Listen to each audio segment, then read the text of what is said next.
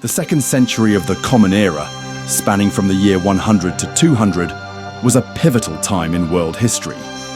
This period saw significant developments in politics, culture, science, and religion that would shape the course of human civilization for centuries to come. In this video, we will explore 10 key events that defined and molded this crucial century, examining their immediate impacts and long-lasting consequences. Let us begin our journey through time with the first major event that set the tone for the century to come. 1. The death of Emperor Trajan and the ascension of Hadrian in 117 CE. The year 117 marked a significant transition in the Roman Empire. Emperor Trajan, known for his military conquests and expansion of the empire to its greatest territorial extent, passed away. His death brought about a shift in Roman imperial policy that would define much of the second century.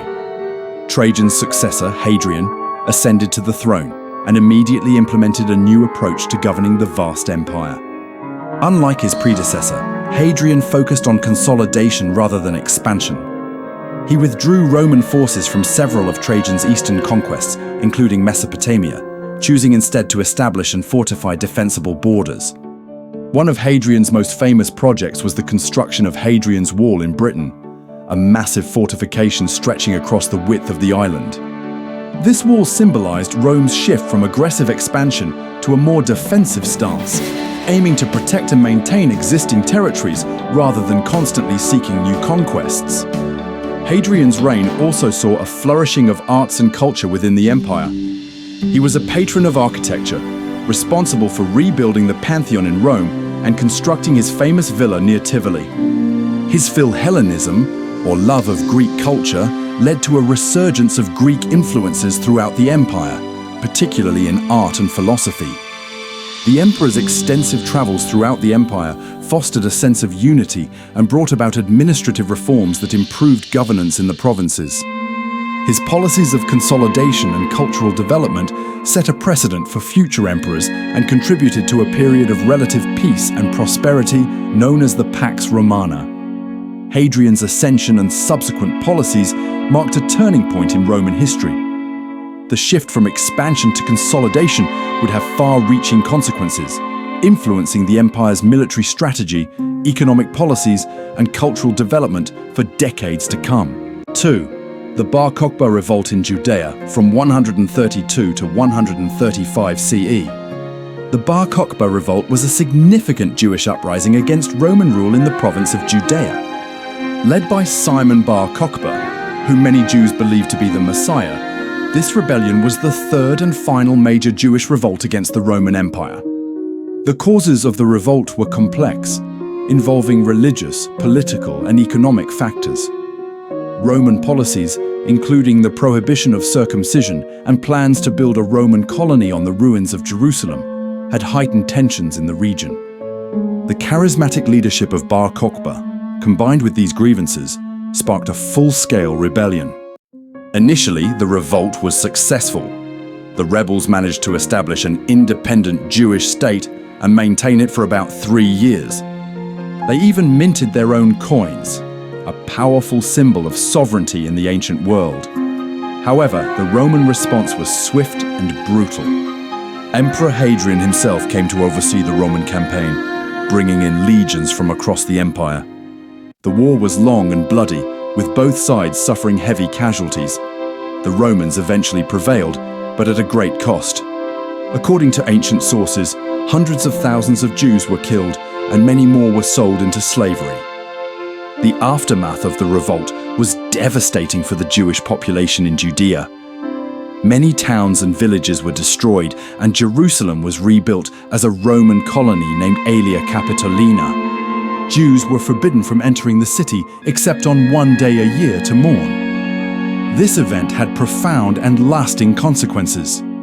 It marked the end of a significant Jewish presence in Judea for centuries and led to the dispersal of the Jewish population across the Roman Empire and beyond, contributing to the Jewish diaspora.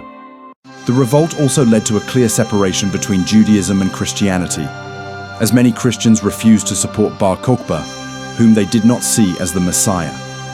The Bar Kokhba revolt reshaped the demographic and cultural landscape of the region. It solidified Roman control over Judea and had a lasting impact on Jewish history and identity. The memory of this revolt would continue to influence Jewish thought and aspirations for centuries to come. 3. The completion of the Antonine Wall in Britain in 142 CE. In the year 142, under the reign of Emperor Antoninus Pius, the Romans completed the construction of the Antonine Wall in Britain. This massive fortification, stretching across the narrowest part of Scotland from the Firth of Forth to the Firth of Clyde, represented Rome's final attempt to conquer the entirety of the British Isles. The Antonine Wall was built to replace Hadrian's Wall as the northernmost frontier of the Roman Empire. It stretched for about 63 kilometers and was made primarily of turf on a stone foundation, supplemented by forts, fortlets, and watchtowers along its length. Unlike Hadrian's Wall, which was primarily stone, the Antonine Wall's turf construction reflected the intended temporary nature of this frontier. The construction of the wall was a massive undertaking, involving thousands of Roman legionaries and auxiliary troops. It represented not just a military barrier, but also a statement of Roman power and engineering prowess. The wall served multiple purposes. It was a defensive structure, a customs barrier, and a symbol of the extent of Roman authority. However, the Antonine Wall's occupation was relatively short-lived. By 165 CE, just over 20 years after its completion, the Romans had abandoned it and retreated back to Hadrian's Wall. The reasons for this withdrawal are not entirely clear, but likely involved a combination of factors, including the difficulty of defending such a remote frontier, ongoing conflicts with the northern tribes, and changing priorities within the empire. The construction and subsequent abandonment of the Antonine Wall had several significant impacts. First, it marked the northernmost extent of Roman expansion in Britain, and indeed in the entire empire. The failure to hold this line effectively set the limit of Roman influence in the British Isles. Secondly, the wall's construction and the brief period of Roman occupation north of Hadrian's Wall had lasting effects on the local population. It brought increased Roman influence to southern Scotland, introducing new technologies, trade goods, and cultural practices. Archaeological evidence suggests that even after the Romans withdrew, some of these influences persisted. Lastly, the Antonine Wall project demonstrated both the strengths and limitations of Roman power. While the empire could mobilize vast resources to construct such an impressive fortification in a remote province, it ultimately could not sustain control over the territory beyond it. This event foreshadowed some of the challenges the empire would face in maintaining its vast territories in the centuries to come. The Antonine Wall, though occupied for only a brief period, left an indelible mark on the landscape and history of Britain. It stands as a testament to Roman ambition and the limits of imperial power, providing valuable insights into the nature of frontier life in the Roman Empire. 4. The Antonine Plague, also known as the Plague of Galen, from 165 to 180 CE. In the year 165, during the reign of co-emperors Marcus Aurelius and Lucius Verus, a devastating pandemic swept through the Roman Empire. This outbreak, known as the Antonine Plague or the Plague of Galen, would continue for about 15 years, profoundly impacting the empire's population, economy, and military capabilities. The disease is believed to have originated in the East, possibly in China, and was likely brought back to the empire by Roman soldiers returning from campaigns in the Near East. The symptoms described by contemporary sources, including the prominent physician Galen, hence the alternative name Plague of Galen, suggest that it may have been smallpox or measles, though the exact nature of the disease remains a subject of debate among historians and epidemiologists. The plague spread rapidly throughout the empire, facilitated by the extensive road networks and sea trade routes that connected Roman territories. It affected all levels of society, from slaves and commoners to the highest echelons of power. Even Emperor Marcus Aurelius himself is believed to have succumbed to the disease in 180 CE. The impact of the Antonine Plague was severe and wide-ranging. Mortality rates were high, with some estimates suggesting that up to 10% of the empire's population may have died. In some areas, particularly densely populated cities, the death toll was likely even higher. This significant loss of life had profound economic consequences. The workforce was decimated, leading to decreased agricultural production, reduced trade, and a general economic downturn. The Roman military was also severely affected. The loss of troops to the disease weakened Rome's ability to defend its borders and maintain order within the empire. This came at a particularly inopportune time, as the empire was facing increasing pressure from Germanic tribes along the Danube frontier. The plague also had significant social and religious impacts. The inability of traditional Roman religious practices and medical knowledge to combat the disease led many to question established beliefs. This may have contributed to the growing appeal of mystery cults and Christianity, which offered alternative explanations for suffering and promises of salvation. In the long term, the Antonine Plague marked the beginning of a period of instability for the Roman Empire. The loss of population and economic disruption weakened the empire's foundations, making it more vulnerable to both internal strife and external threats. Some historians argue that this event was a key factor in the gradual decline of the Roman Empire over the following centuries. The plague also had a lasting impact on medical knowledge. Galen's observations and treatments, recorded during this time, would influence medical practice in Europe and the Islamic world for centuries to come, despite some of his conclusions being incorrect by modern standards. The Antonine Plague serves as a stark reminder of the profound impact that pandemics can have on societies. It reshaped the demographic, economic, and cultural landscape of the Roman Empire, setting the stage for significant changes in the centuries that followed. 5. The publication of Ptolemy's Almagest around 150 CE. Around the middle of the 2nd century, the Alexandrian astronomer and mathematician Claudius Ptolemy produced one of the most influential scientific works of antiquity, the Almagest.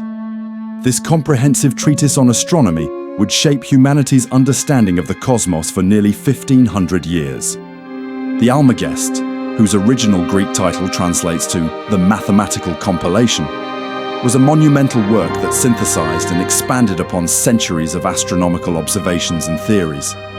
At its core was Ptolemy's geocentric model of the universe, which placed Earth at the center, with the sun, moon, planets and stars revolving around it in complex patterns. Ptolemy's model was remarkably sophisticated. To account for observed planetary motions that didn't fit a simple circular orbit, he introduced the concepts of epicycles, smaller circles whose centers moved along the main orbital circle, and eccentric orbits.